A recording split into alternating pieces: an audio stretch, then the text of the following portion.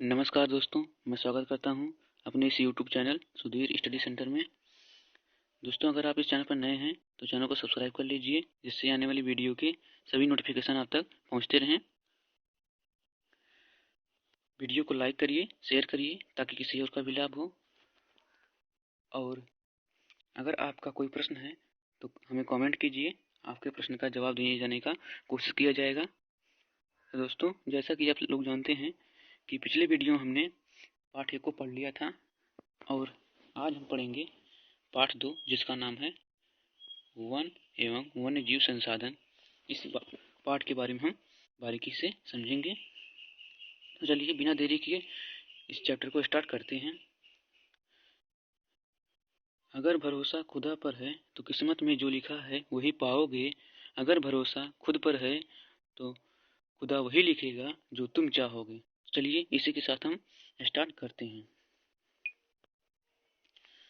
दोस्तों, हम सभी लोग पृथ्वी पर सूक्ष्म जीव जैसे जीवाणु, बैक्टीरिया और से लेकर बड़े जीव जैसे वटवृक्ष, हाथी और ब्लू व्हेल जैसे जीवों के साथ हम पृथ्वी पर रहते हैं। और यह पूरा आवास स्थल जहाँ पर हम रहते हैं, यह बहुत ही अधिक मात्रा में जैव विविधता का अर्थ है दोस्तों जीवों में विभिन्नता। जैव विविधता का यही अर्थ है कि जीवों में विभिन्नता से भरा पड़ा है और ये सभी आपस में मिलकर एक परिस्थिति तंत्र का निर्माण करते हैं, जिसका हम लोग केवल एक हिस्सा हैं। और सभी जीव एक दूसरे के अस्तित्व के लिए परस्पर निर्भर होते हैं।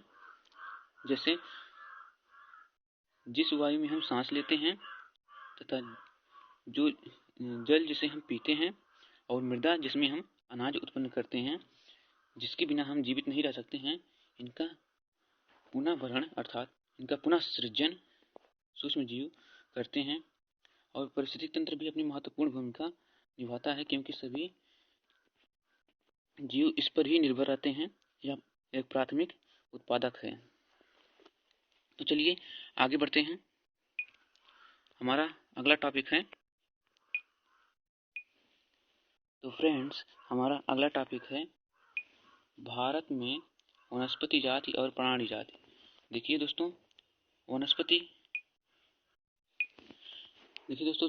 वनस्पति का अर्थ होता है पेड़ पौधे और जाति का अर्थ होता है जन्म। और प्राणी का मतलब होता है जीव जंतु और यानी सजीव। और जाति का मतलब होता है जन्म। अर्थात कह सकते हैं कि भारत में पेड़ पौधे और जीव जंतुओं का जन्म, इसके बारे में हम डिटेल से समझेंगे।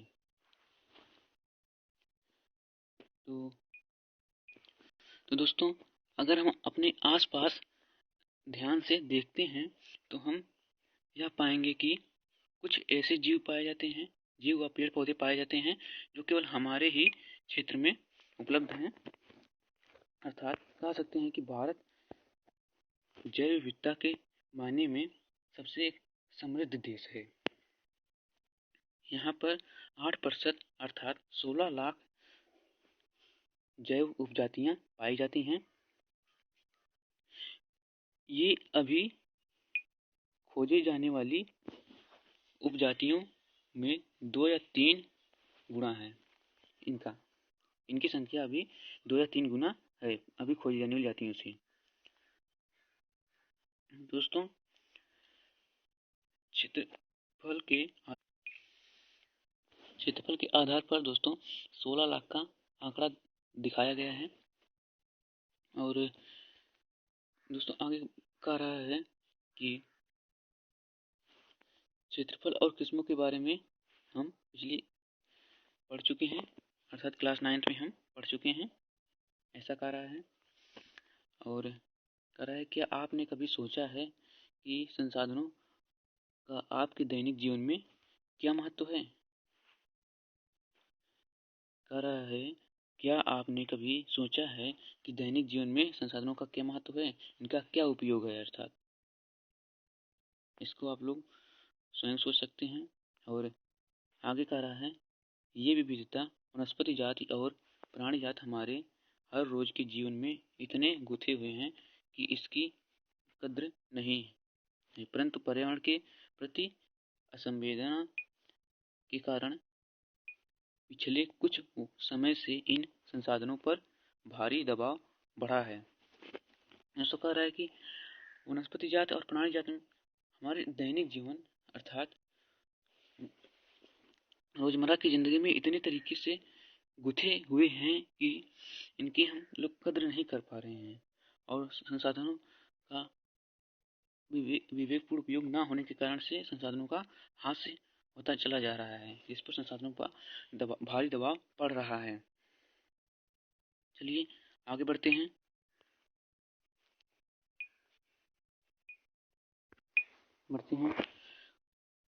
आगे दिया गया है एक क्रियाकलाप, जिसको आप लोग कर लीजिएगा। इसमें क्या करना है, कह रहा है कि इसमें आपने अपने क्षेत्र में मानव और प्रकृति के समन्वयी संबंधों, प्रचलित कहानियों के बारे में पता लगाइए। इसके बारे में आपको खोज करना है, पता लगाना है।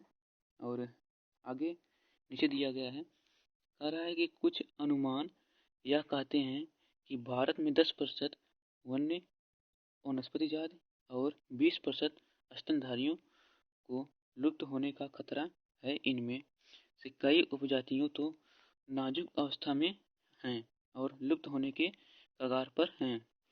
इनमें चीता, गुलाबी सिर वाली बत्तख, पहाड़ी कोयल, जिसे इंग्लिश में कोयल ही कहते हैं, उसका इंग्लिश नाम है, और जंगली चित्तीदार उल्लू और मधुका इंसिगिनिस महुआ की जंगली किस्म और वर्डिया और हेप्टान्यूरोन घास की प्रजाति जैसे पौधे शामिल हैं। वास्तव में कोई दोस्तों कह रहा है कि भारत में 10% वनस्पति जाति और 20% स्तनधारियों के लुप्त होने का खतरा है, और इनमें से कई जातियां तो बहुत ही नाजुक अवस्था में हैं, अर्थात उनके एकदम न रहने की संभावना है। और इसमें शामिल है, लुप्त होने वाले जीवों में शामिल हैं चीता, गुलाबी सिर वाली बत्तख, पहाड़ी कोयल। दोस्तों जैसे बाज वगैरह होते थे पहले तो दिखाई देते थे, पर अब इस समय दिखाई नहीं दे रहे हैं। इस प्रकार के जीव बहुत ही नाजुक अवस्था में हैं, अर्थात इनके एकदम ना होने की संभावना है। चलिए अपने अगले टॉपिक पर आते हैं। हमारा अगला टॉपिक है कि संभावना भी कोई नहीं बता सकता कि अब तक की कितनी प्रजातियां विलुप्त हो चुकी हैं। आज हमारा ध्यान अधिक बड़े और दिखाई देने वाले प्राणियों और पौधों के लुप्त होने पर अधिक है केंद्रित, परंतु छोटे प्राणी जैसे कीट और पौधे भी महत्वपूर्ण होते हैं। दोस्तों हमारा ध्यान जो है बड़े जीवों की ओर अधिक है, क्योंकि वे काफ़ी बड़े बड़े जीव हैं, इसलिए हमारा ध्यान उस पर अधिक केंद्रित है और छोटे जीवों की ओर केंद्रित नहीं है, क्योंकि छोटे जीव भी अपनी महत्वपूर्ण भूमिका निभाते हैं। और यह कोई नहीं बता सकता कि अब तक कितनी जातियां लुप्त हो चुकी हैं। और आगे बढ़ते हैं।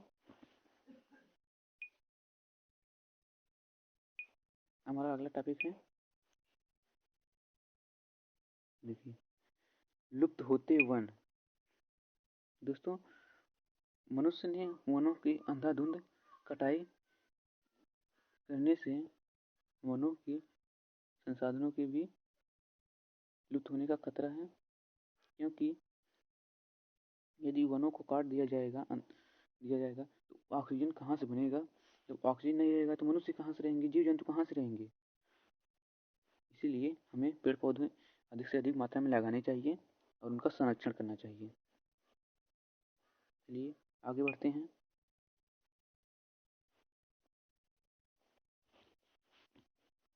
आगे है अंतर्राष्ट्रीय प्रकृति संरक्षण और प्राकृतिक संसाधन संरक्षण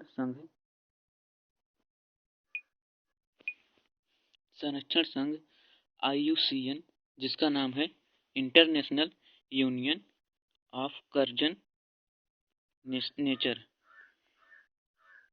एक बार फिर सुन लीजिए, international union of conservation nature, IUCN का पूरा नाम है। तो परीक्षा एग्जाम में ऐसे भी पूछ सकता है कि IUCN का पूरा नाम बताइए, तो आपको लिखना होगा international union of conservation nature. इसकी स्थापना सन 1962 ईस्वी में हुई थी पर्यावरण के संरक्षण के लिए। के अनुसार निम्नलिखित श्रेणियों में विभाजित किया जा सकता है। दोस्तों, जो जातियां लगातार विलुप्त हो रही हैं उन्हें उनकी गिनती करके समझना आसान काम नहीं है, इसलिए उन्हें कई वर्गों में विभाजित करके बांटा गया है। पहली है सामान्य जातियां। पहला सामान्य जातियां दिया गया है। ये वे जातियां हैं जिनकी संख्या जीवित रहने के लिए सामान्य मानी जाती है, जैसे पशु, साल, चीड़, कृंतक, रोडेंट्स इत्यादि। संकटग्रस्त जातियां। अगला है संकटग्रस्त जातियां। ये वे जातियां हैं जिनके लुप्त होने का खतरा है। जिन विषम परिस्थितियों के कारण इनकी संख्या कम हुई है, यदि वे जारी रहती हैं तो इन जातियों का जीवित रहना कठिन है। काला हिरण, मगरमच्छ, भारतीय जंगली गधा, गैंडा, शेर पूंछ वाला बंदर, संगाई, मणिपुर हिरण इत्यादि इस प्रकार की जातियों के उदाहरण हैं। दोस्तों, जिन विषम परिस्थितियों के कारण ये जातियां विलुप्त हो रही हैं, यदि वे जारी रहती हैं तो इन जातियों का जीवित रहना कठिन है। अर्थात हमारी अगली पीढ़ी इन जातियों के जीवों को नहीं देख पाएंगी। इसलिए हमें छोटे से लेकर बड़े सभी जीवों का संरक्षण करना चाहिए। चलिए आगे बढ़ते हैं। आगे दिया गया है सुभेद जातियां, जिसे इंग्लिश में वनरेबल कहते हैं। ये वे जातियां हैं जिनकी संख्या घट रही है। यदि इनकी संख्या पर विपरीत प्रभाव डालने वाली परिस्थितियां नहीं बदली जाती हैं तो इनकी संख्या घटती रहती है। यह संकटग्रस्त जातियों की श्रेणी में शामिल हो जाएगी। नील भीड़, एशियाई चीता, एशियाई हाथी लिखा गया है, थोड़ा मिस्टेक हो गया था। एशियाई हाथी, गंगा नदी की डॉल्फिन इत्यादि इस प्रकार की जातियों के उदाहरण हैं। आगे है दुर्लभ जातियां। इन जातियों की संख्या बहुत कम या सुभेद मानी जाती है। यदि इनको प्रभावित करने वाली विषम परिस्थितियां नहीं परिवर्तित की जाती हैं तो यह संकटग्रस्त जातियों की श्रेणी में आ सकती हैं। दोस्तों, दुर्लभ जातियां भी सुभेद जातियों के ही अंतर्गत आती हैं और इनकी संख्या काफ़ी मात्रा में कम पाई जाती है। यदि इन पर विपरीत प्रभाव डालने वाली परिस्थितियां, अर्थात कह सकते हैं कि जिन कारणों के कारण इनकी संख्या घट रही है, यदि वह जारी रहती हैं तो यह भी जल्द ही संकटग्रस्त जातियों की श्रेणी में आ सकते हैं। तो चलिए आगे बढ़ते हैं। आगे दिया गया है स्थानिक जातियां। प्राकृतिक या भौगोलिक सीमाओं से अलग विशेष क्षेत्रों में पाई जाने वाली जातियां, जैसे अंडमानी टील, निकोबारी कबूतर, अंडमानी जंगली सूअर और अरुणाचल की मिथुन जातियों के उदाहरण हैं। दोस्तों, स्थानिक जातियां जैसे बंदरगाह हुआ और डेल्टा हुआ, इन सब जगहों पर पाई जाती हैं। इनमें अंडमानी जंगली सूअर शामिल है। अरुणाचल की मिथुन इन जातियों के उदाहरण हैं। और अगला है लुप्त जातियां, अर्थात कह सकते हैं जो जातियां इस समय लुप्त हो रही हैं। ये वे जातियां हैं जो इनके रहने के आवासों में खोज करने पर अनुपस्थित पाई गई उपजातियों स्थानीय क्षेत्र, प्रदेश, देश, महाद्वीप या पूरा पृथ्वी से ही लुप्त हो गई हैं। ऐसी उपजातियों में एशियाई चीता और गुलाबी सिर वाली बत्तख शामिल है। दोस्तों, इन जातियों की खोजने पर ये वहाँ पर जहाँ पर रहते थे वहाँ अनुपस्थित पाए गए और ये पूरे पृथ्वी से ही लुप्त हो गए हैं। चलिए आगे बढ़ते हैं। दोस्तों, इन सब जातियों के नाम और इसके अंतर्गत कौन कौन से जीव आते हैं, इन सबको आप लोग अच्छे से पढ़ लीजिएगा, क्योंकि एग्जाम में यहाँ से क्वेश्चन जरूर पूछता है। चलिए आगे बढ़ते हैं।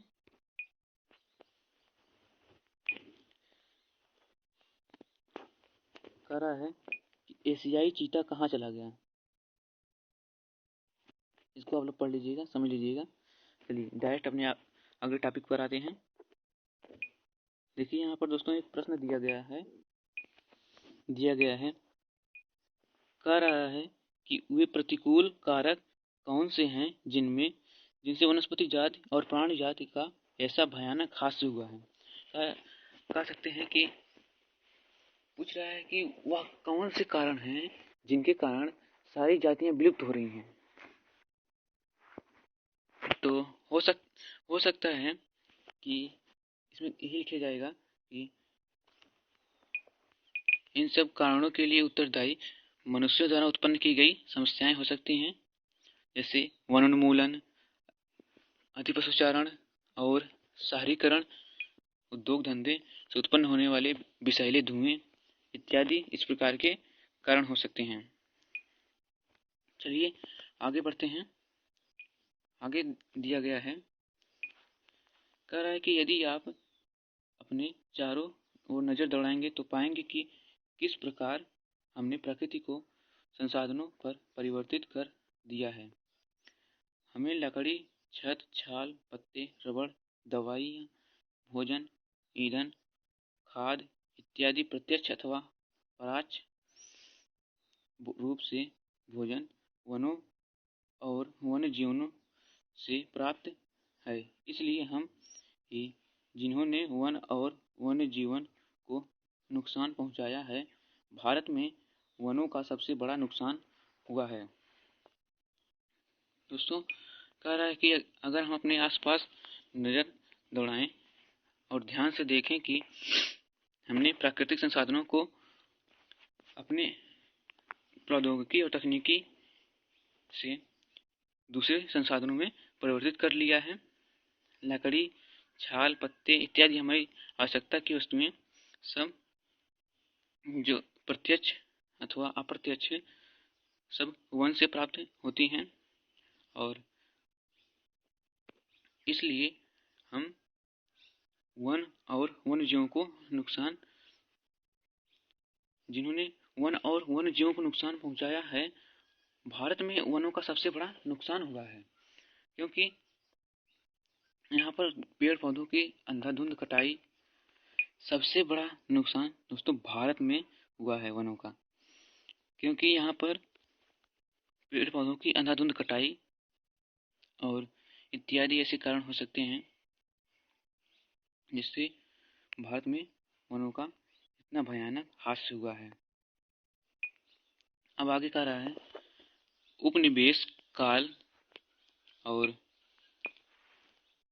काल में रेल लाइन, कृषि, व्यवसाय, वाणिज्य और खनन क्रियाओं में वृद्धि से हुआ स्वतंत्रता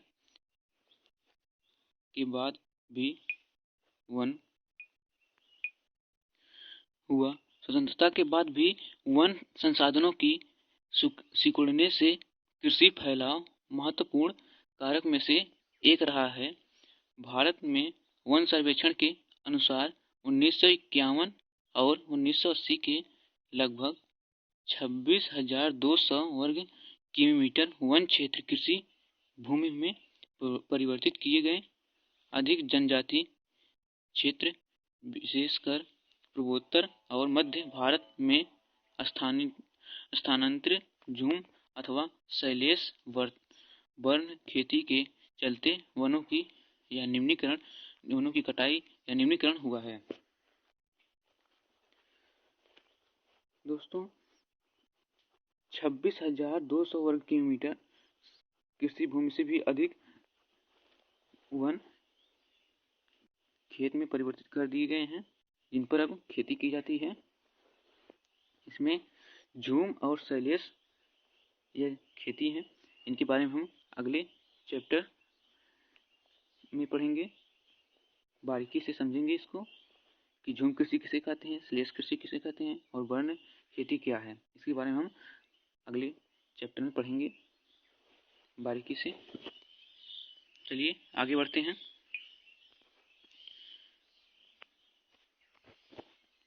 आगे एक प्रश्न दिया गया है, कह रहा है कि क्या उपनिवेश कह रहा है कि क्या उपनिवेशी वन नीति को दोषी माना जाए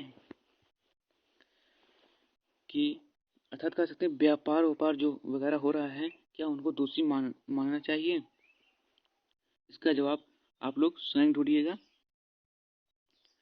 और चलिए इस चैप्टर को यहीं पर इस वीडियो को यहीं पर समाप्त कर देते हैं। अब मिलते हैं अगले वीडियो में। दोस्तों, अगर वीडियो पसंद आई हो तो वीडियो को लाइक करिए, शेयर करिए ताकि किसी और का भी लाभ हो। और दोस्तों, उम्मीद करता हूँ कि यह समझ में आपको अच्छे से आ गया होगा। तो मिलते हैं